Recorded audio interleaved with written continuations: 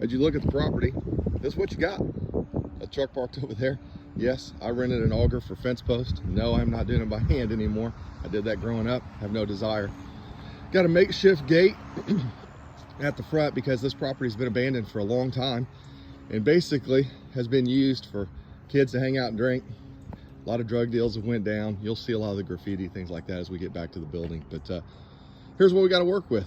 I'm going to move this gate, walk you down the lane, and show you a little bit of what we're going to do today. All right, gate's clear. We'll walk down this lane. We have the advantage of having no neighbors here. You might look at that as a disadvantage because it needs to be cleared. You see how tight this is? This is what we're going to work on today. We have neighbors on this side who run an amazing business. It's the Austin Dog Alliance. We do a lot of great things for adults with disabilities, a lot of great causes. They're doing a lot of work to keep up the facility, and you'll see. On this side, the front 8 acres are owned by the church next door. The gentleman that used to own all of this sold that piece off and sold the back piece off to a realtor who we happened to find. Kind of tripped and fell into it. And what you'll see is that realtor has never done anything with this property. And I think tried to get its own commercially. City didn't want that to be commercial, wanted it to be residential. And as you can see, a lot of work to do to make it residential. I happen to drive a truck, my wife drives a truck. I don't believe either one of our boys can get down this lane at this point in time with their cars. So we got to get some work done there. But the hopes are, if you look over here, how beautiful her place is, the Austin Dog Alliance. Fantastic the way they've taken care of it.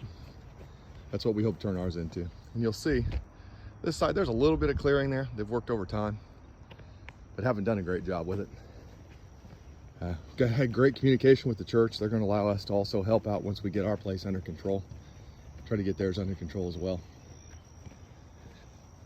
Back here, you'll see some culvert work that I got to do. So it turns out this property and this creek that you'll see up here is actually in the middle of a FEMA floodplain. So when you're talking to the city, this is some advice I would give to people as you look at property, especially in the city. The city cares. Look at the jungle here. This is what we'll be working on. The city cares what you build, how you build it.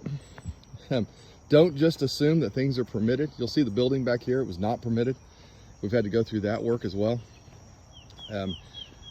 You'll see this creek. Not much of a creek, right?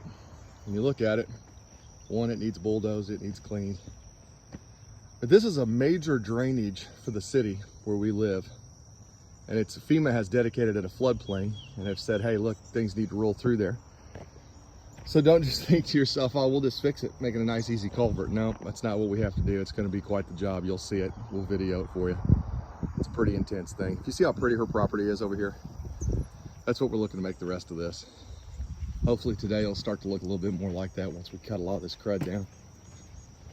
You see as we're walking up to the building that we're going to finish out to make our home, man, have they done a great job of tagging it up. Like I said, it's been abandoned back here for quite some time. But hopefully you can see the vision, like I do, of making this into a park, right? It's a great place for dogs to run. It's a great place for us to get away a bit. And hopefully, as you see what I've come in on, this is the road, come down. Hopefully by the end of the day, I'll take you on the same walk and we'll look a lot better.